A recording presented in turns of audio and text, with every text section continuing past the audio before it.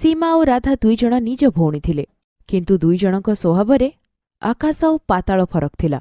राधार स्वभाव विनम्र आउ बहुत सरल, सेपटे सीमा गोटे स्वार्थी और लोभी झियो थिला।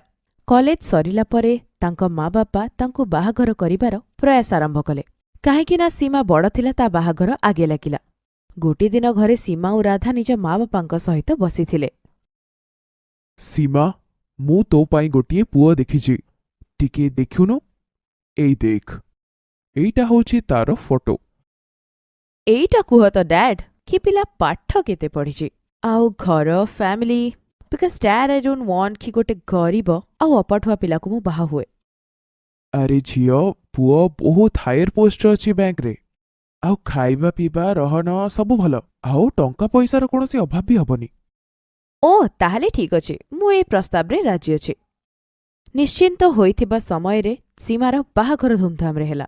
जेहेतु सीमा बड़ झियो थिला, ता बापा ता बाहाघरे कोनोसी अभाव भी रखिलेनि।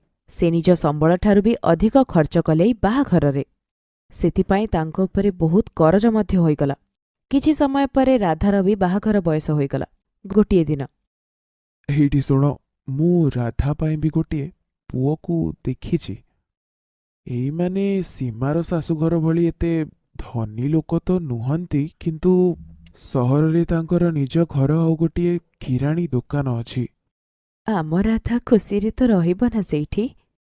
हाँ हाँ, काहेकि नुह, चाहूतिली तो मु भी सीमा भली राधार बाहाघर भी बहुत धूमधाम रे करिबी, किंतु टंकार समस्या सामना रे ठिया होइछि। बड़ बड़ घरे ता पाई मु प्रस्ताव मध्य देखिली, किंतु टंका पाई कथाटा आगकू बढ़ी पारलानी। तेबे राधा सेई जगह को आसिला। से निज माँ बापांकर सबु कथा शुणी सारिथिला। तमे चिंता करनी बापा, तमे मो बाहाघर जोठी भी लगेच मु सेठी खुशी रे रहिबी। मते तो बस मो माँ बापांकर आशीर्वाद दरकार।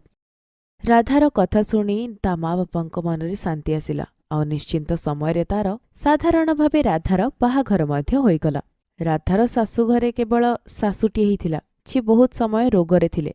राधा आसिबा परे परे घरर सबु रिस्पांसिबिलिटी नेइगला, जहा द्वारा ता शाशु टिके रेस्ट पाइले। राधा दिन सारा घरर काम करुथिला, आउ समय पाइले निज स्वामीर साहाय्य करिबा पाई दोकान मध्य जाउथिला। सेपटे सीमार जीवन बहुत ऐश्रे थिला, केबे शॉपिंग तो केबे किटी पार्टी। तार सबु समय एई जिनिसरे ही बितुथिला। गोटे दिन राधा और ता स्वामी दोकान रे थिले। तेबे से समय गोटे चिकचिक करुथुवा कार आसी अटकिला। सेथिरु सीमा और ता स्वामी बाहरिले। तांको हाथरे मिठार डब्बा थिला।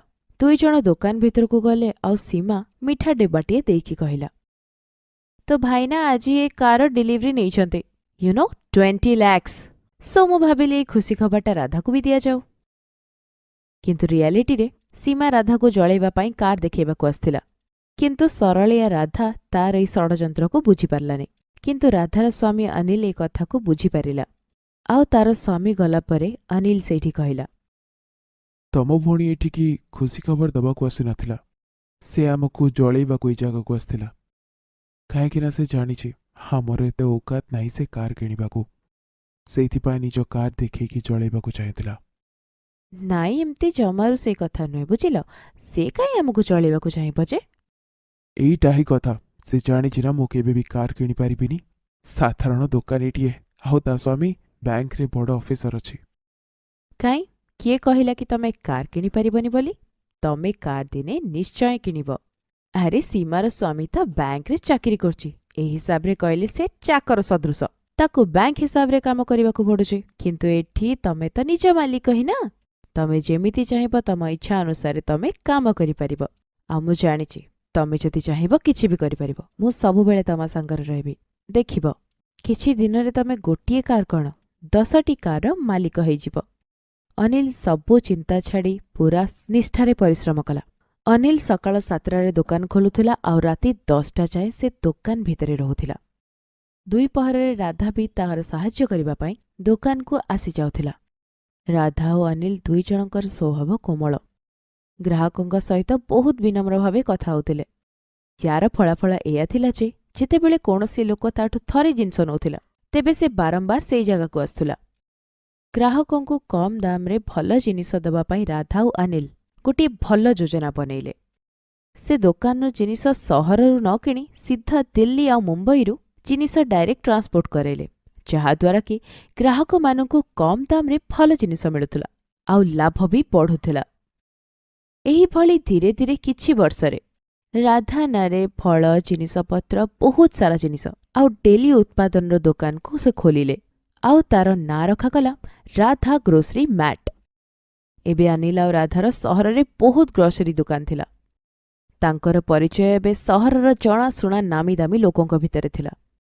ରାଧାର ଶାଶୁର ତ ଖୁସିର ଠିକଣା ହିଁ ଯେମିତି ନଥିଲା। ସେ ସମସ୍ତଙ୍କୁ କହୁଥିଲା, ଆରେ ମୋ ବୋହୂ ହଉଛି ସାକ୍ଷାତ ଲକ୍ଷ୍ମୀ ସ୍ୱରୂପ। ସେ ମୋ ଘରକୁ ଆସିଲା, ଆଉ ଦେଖ ଘରକୁ କଣରୁ କଣ ବନେଇଦେଲା। ସାକ୍ଷାତ ଲକ୍ଷ୍ମୀ ଠାକୁରାଣୀ ମୋ ବୋହୂ, ମାଟିରେ ହାତ ଥୋଇଲେ ବି ସୁନା ହେଇଯିବ। ଗୋଟିଏ ଦିନ ଅନିଲ ନୂଆ କାର୍ ନେଇ ଘରକୁ ଆସିଲା। ଆରେ ପୁଣି ଥରେ ନୂଆ କାର୍? ମୁଁ କିଛି କରିନି, ଏଇଗୁଡ଼ା କେବଳ ତମ କଥା ସତ ହଉଛି। କୋଉ କଥା? ଆରେ ତମର ମନେ ନାହିଁ, ତମେ ବା କହିଥିଲ ମୁଁ 10ଟା କାରର ମାଲିକ ହେବି। 7ଟା ତ ହେଇଗଲାଣି, ବାସ୍ ଆଉ 3ଟା କାର୍ ବାକି ଅଛି। ରାଧା ସେଇଠି ହସିଦେଲା। ଚାଲ ଏଇ ଖୁସିରେ ତମ ଭଉଣୀ ଘରେ ଗୋଟେ ମିଠା ଦିଆଯାଉ। 2 ଜଣ ମିଠା ନେଇ ସୀମା ଘରକୁ ବାହାରିଲେ। କାର୍ ନେଇ ଯେତେବେଳେ ସେମାନେ ଘର ଭିତରେ ପହଞ୍ଚିଲେ, ଭିତରେ ସୀମା ଆଉ ତା ସ୍ୱାମୀ ଭିତରେ ଝଗଡ଼ା ଚାଲିଥିଲା। ଝଗଡ଼ା ଏତେ ତୀବ୍ର ଥିଲା ଯେ ରାଧା ଓ ଅନିଲ କେତେବେଳେ ଆସିଲେ ବି ଜାଣିପାରିଲେନି ସେମାନେ। ମୁଁ ପଚାରୁଛି, ତମକୁ ସେ ଖୁର୍ପାତି କାମ ବ୍ୟାଙ୍କର କରିବାକୁ କିଏ କହିଥିଲା?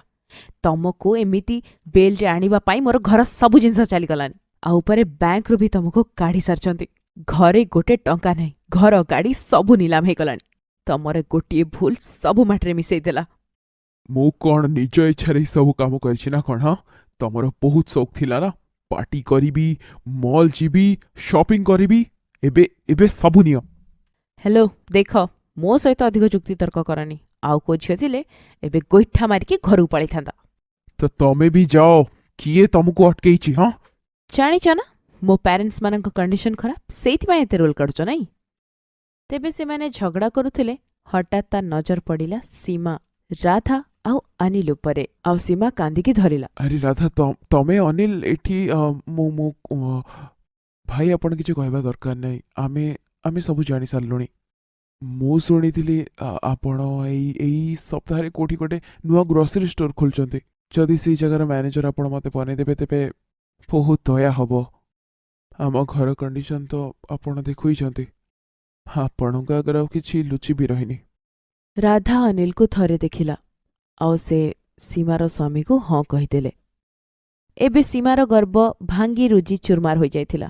ଆଉ ସେ ଦିନେ ଯାହାକୁ ନିଜର ପଇସା ଆଉ ଘମଣ୍ଡ ଦେଖାଉଥିଲା, ଆଜି ତାର ପାଦ ତଳେ ହିଁ ତାକୁ ରହିବାକୁ ପଡ଼ୁଥିଲା। ସେଇଥିପାଇଁ ଧନ ସମ୍ପତ୍ତି ପାଇଁ କେବେ ଗର୍ବ କରିବା କଥା ନୁହେଁ।